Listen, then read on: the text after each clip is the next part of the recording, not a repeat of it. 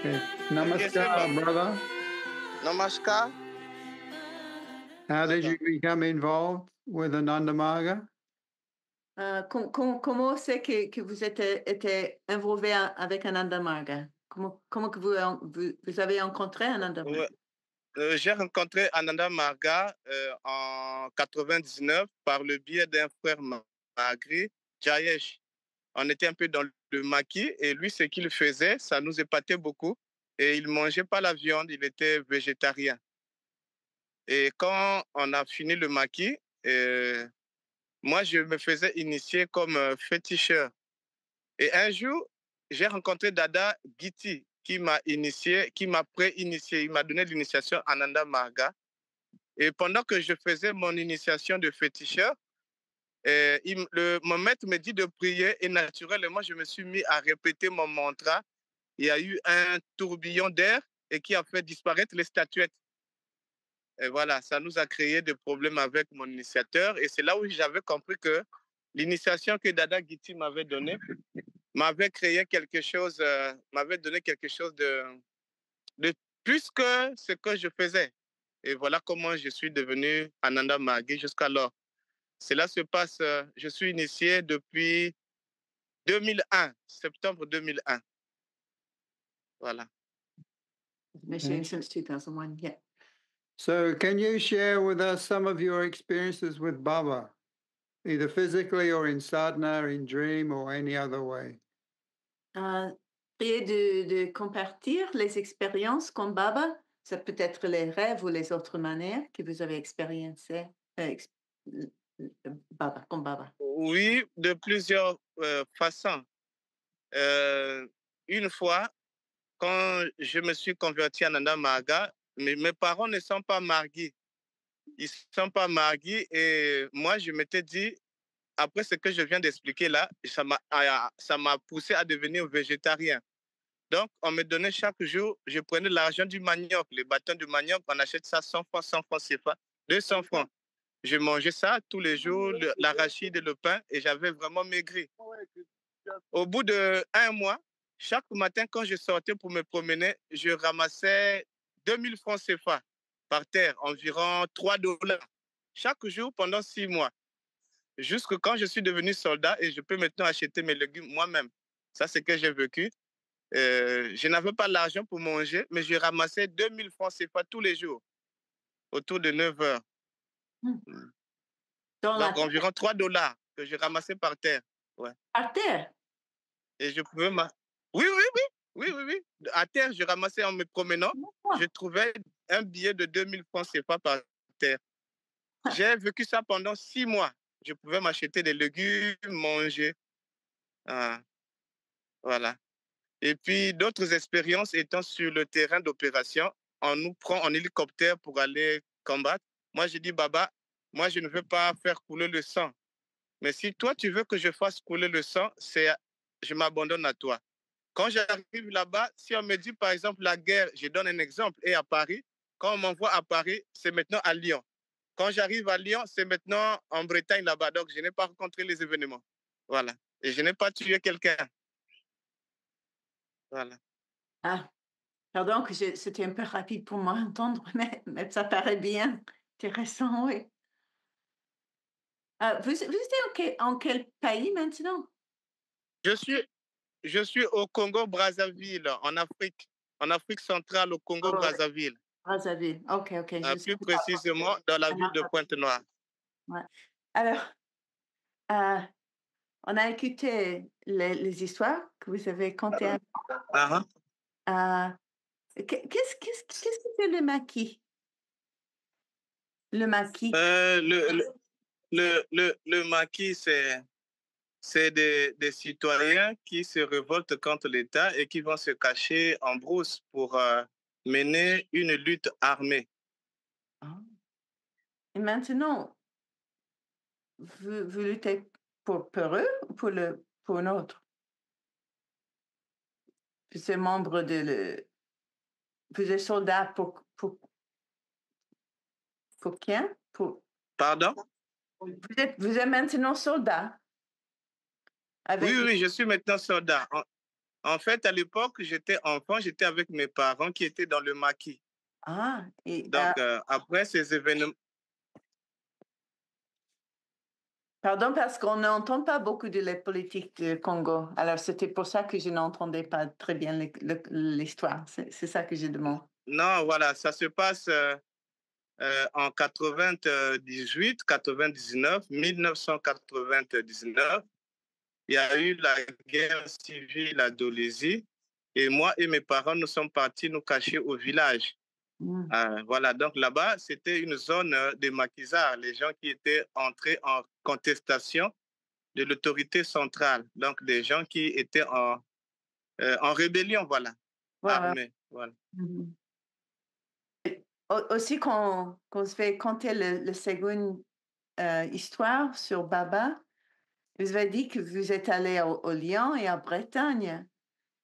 Alors, Non, non, ça c'est un exemple que j'ai donné. C'est-à-dire parce que si je parle de vie d'ici, vous n'allez pas bien comprendre. C'est-à-dire que je disais ceci. J'avais dit exemple. oh, C'est-à-dire qu'ici, par exemple, on m'envoie, comme les vues d'ici, si je parle de vues d'ici, vous n'allez pas saisir. Donc voilà pourquoi j'ai donné un exemple. J'ai dit, quand on nous projette, étant soldat, on nous projette sur le terrain d'opération pour aller au front. Moi, je dis à Baba, je fais mon pouja. OK?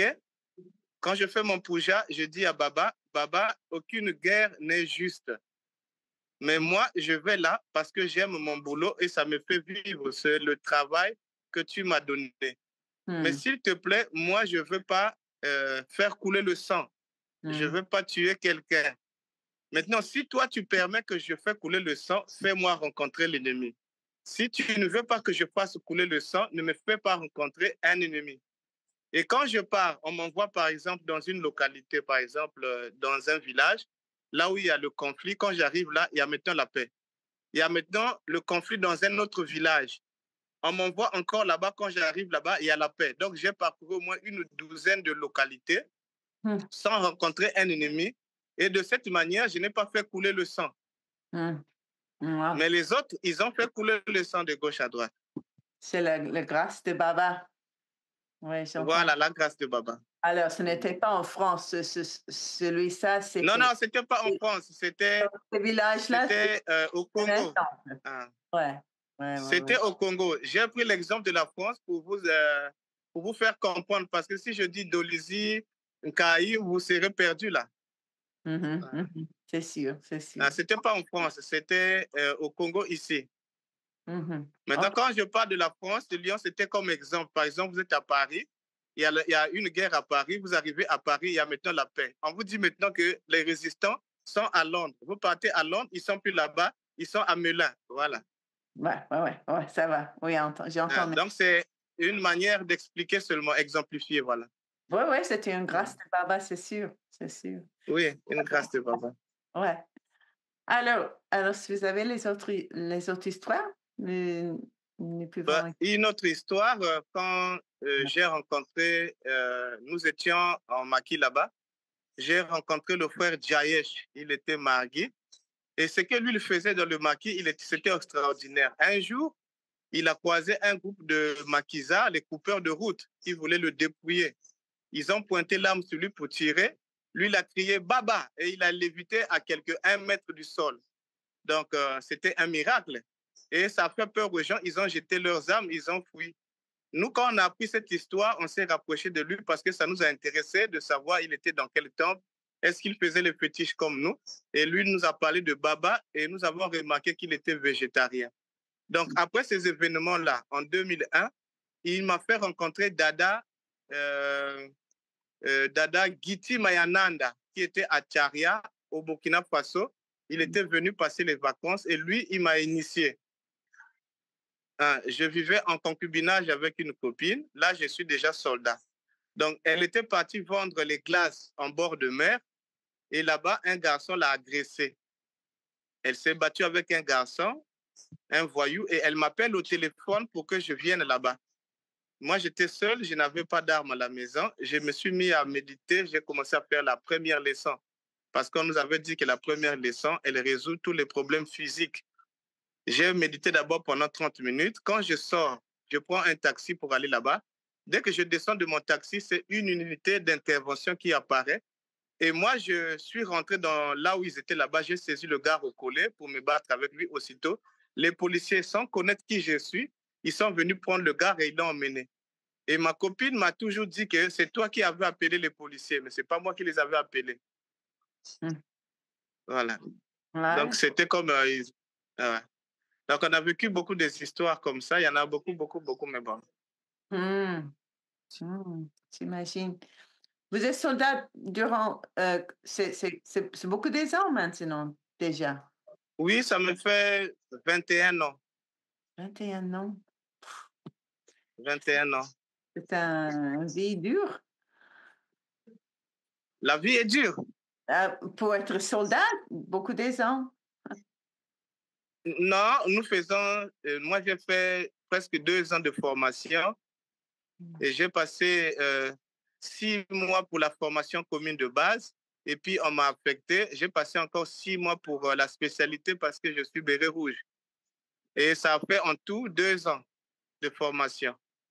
Et ensuite, je suis parti en stage. Je suis passé caporal chef. Et aujourd'hui, je suis sergent. What are you doing now?